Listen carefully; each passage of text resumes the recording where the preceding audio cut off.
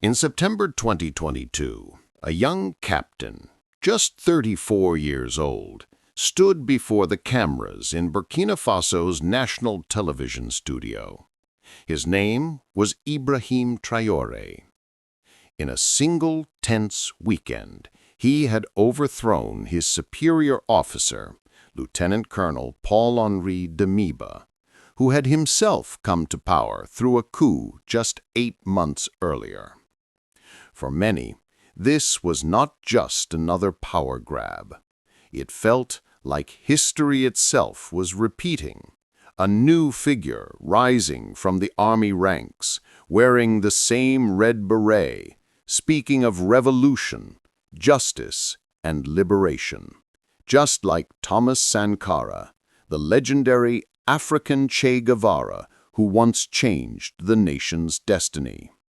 To understand who Ibrahim Traoré is and what his rise means, we must first understand Burkina Faso itself, a nation born through struggle, betrayal, and unyielding courage. The name Burkina Faso means the land of upright people. It was given by Thomas Sankara in 1984, a bold young officer who dreamed of ending corruption and foreign control. But when Sankara was assassinated in 1987, in a coup led by his close ally, Blaise Compaoré, that dream died with him. Compaoré ruled for 27 years, turning Sankara's revolution into a memory, while inequality and disillusionment spread. By the 2010s, the nation faced a new enemy, armed jihadist insurgencies spreading from Mali and Niger. Villages were attacked, schools burned, and soldiers ambushed in the deserts of the Sahel. Between 2015 and 2022, more than 2 million Burkinabé were displaced, and thousands lost their lives. The people grew desperate. Their leaders failed them. And once again, power would shift not through ballots, but through the barrel of a gun. Ibrahim Traoré was born in 1988 in Bondokouy, a small town in Burkina Faso's western Mohun province. Unlike many career soldiers, his childhood was not spent in military schools. He was a civilian, intelligent, quiet, and deeply curious about the world. In the early 2000s, Traoré moved to Bobo-Dioulasso, Burkina Faso's second-largest city, for his secondary education. Later, he enrolled at the University of Ouagadougou, studying geology. Professors described him as reserved but brilliant, a young man of thought rather than noise. But something in him shifted, perhaps a sense of duty, perhaps a growing unease about his country's direction.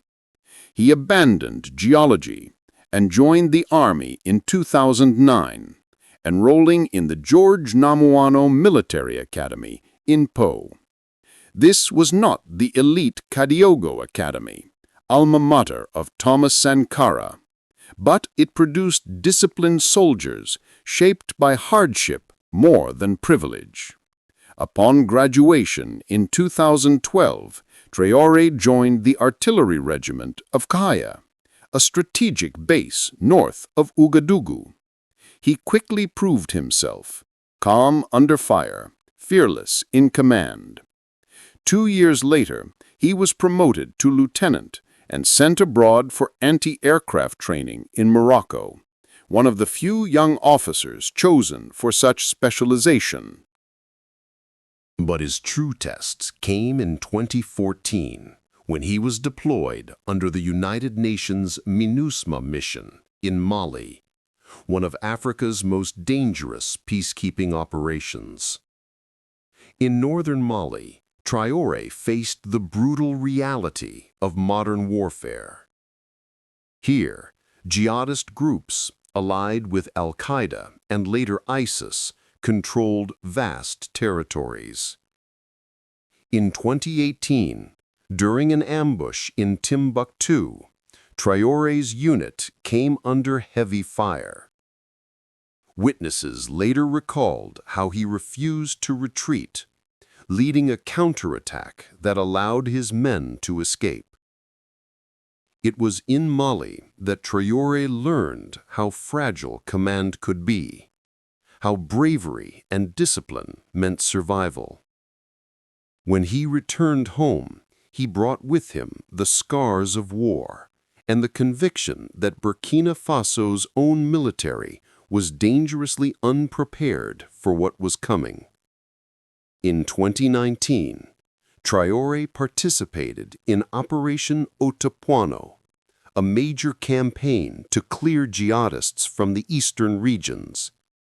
It was declared a success, but only for a moment.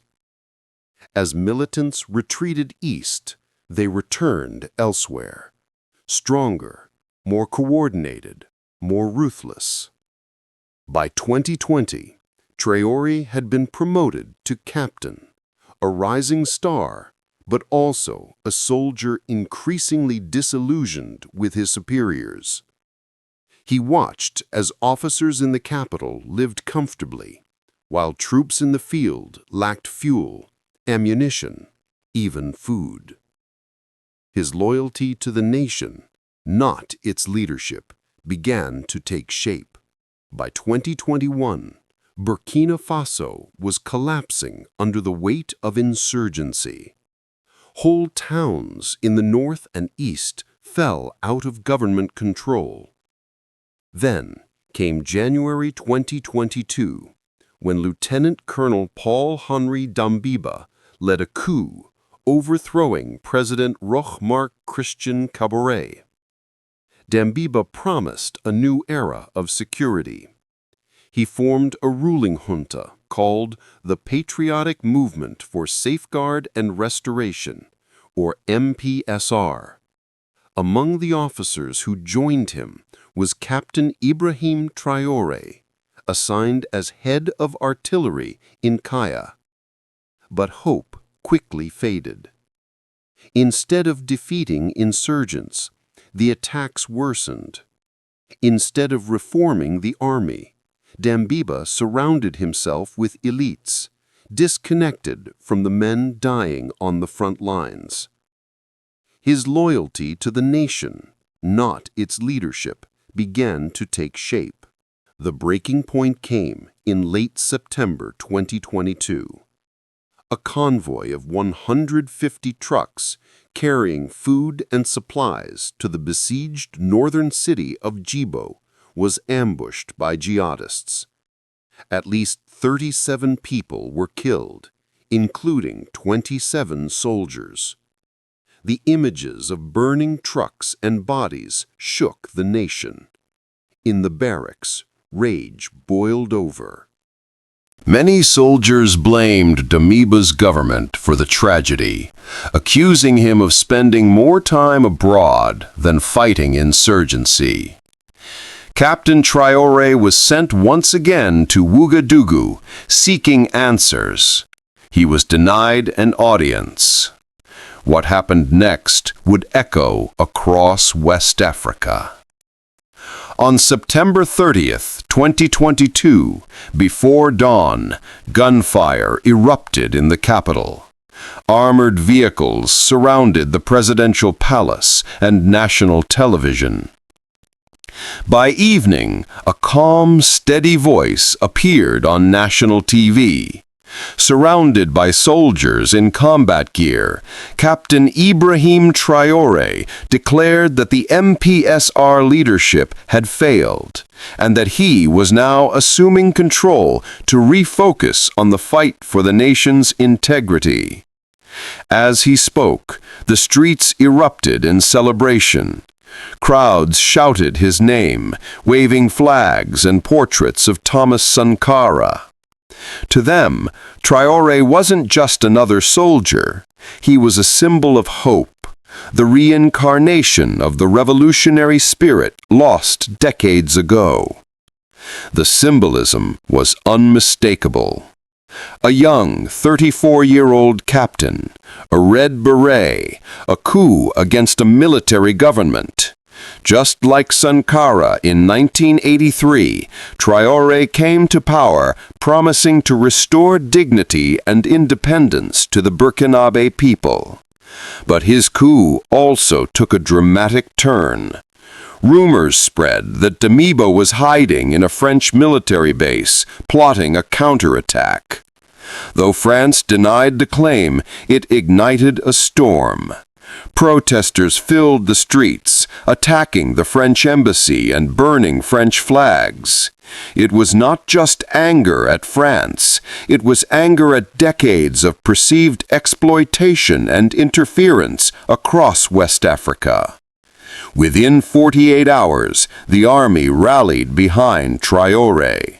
Damiba resigned and fled the country.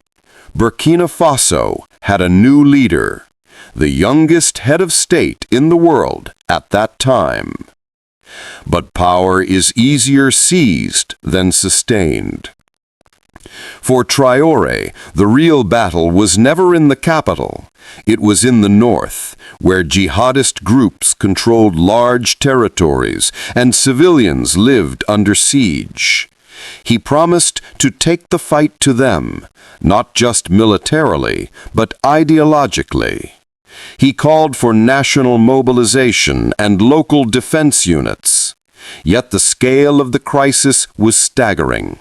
By 2023, nearly half the country's territory was under threat or occupation by armed groups. Entire provinces lived cut off from government control. And beyond the battlefield, another conflict brewed, one of geopolitical alignment. Traoré began expelling French troops, ending decades of military cooperation. In January 2023, Burkina Faso gave France 1 month to withdraw all its forces, signaling the end of an era. Just as neighboring Mali had turned to Russia for assistance, speculation grew that Traoré might do the same. And indeed, by August 2023, he held meetings with Russian officials, discussing potential military cooperation. At the Russia-Africa Summit in St. Petersburg, while most African leaders wore suits, Traoré appeared in full combat uniform, red beret, tactical gloves, unshaken posture. When he spoke, his words electrified the audience. "We must stop acting like marionettes who dance whenever the imperialists pull their strings," he declared. "We must feed ourselves, defend ourselves, and stand tall as Africans." Many in the crowd rose in applause. To his supporters, he was Sankara reborn, fearless, defiant, uncorrupted. To his critics, he was a populist soldier, too inexperienced for the immense burdens of leadership. Today, Burkina Faso stands at a crossroads. Captain Ibrahim Traoré rules as transitional president, pledging to restore civilian government, though no election timeline has yet been confirmed. Under his watch, the nation's foreign policy has shifted dramatically toward regional solidarity with Mali and Niger, both now led by juntas rejecting Western influence. Together, these nations have proposed an alliance of Sahel states, a new bloc seeking security independence from France and the West African Economic Community, ECOWAS. But for ordinary Burkinabé, the question remains: can Traoré deliver what others have failed to? Peace. The fight against insurgency continues. Villages remain under threat. Yet for many, his leadership rekindles a long-forgotten faith, that a younger generation may yet carry the torch of Sankara's dream. In his speeches, Traoré often echoes his hero's words, "He who feeds you controls you." And he adds his own, "We will not be slaves of any empire, not of the West, not of the East." From Bondokwi to Ouagadougou, from student to soldier, from captain to head of state, Ibrahim Traoré's journey mirrors the struggle of a nation caught between past and future. For some, he is a revolutionary reborn, the flame of Sankara rekindled in a new generation. For others, he is a soldier walking a dangerous line between nationalism and authoritarianism. But one truth remains. Burkina Faso, once again, has become the beating heart of Africa's fight for sovereignty. Whether Traoré's story ends in triumph or tragedy, it has already become part of the continent's living history. A story of youth, courage, and defiance in a world still shadowed by empire. This is the story of Captain Ibrahim Traoré, the young officer who rose from the ranks to reclaim a revolution in a land that refuses to surrender its dignity.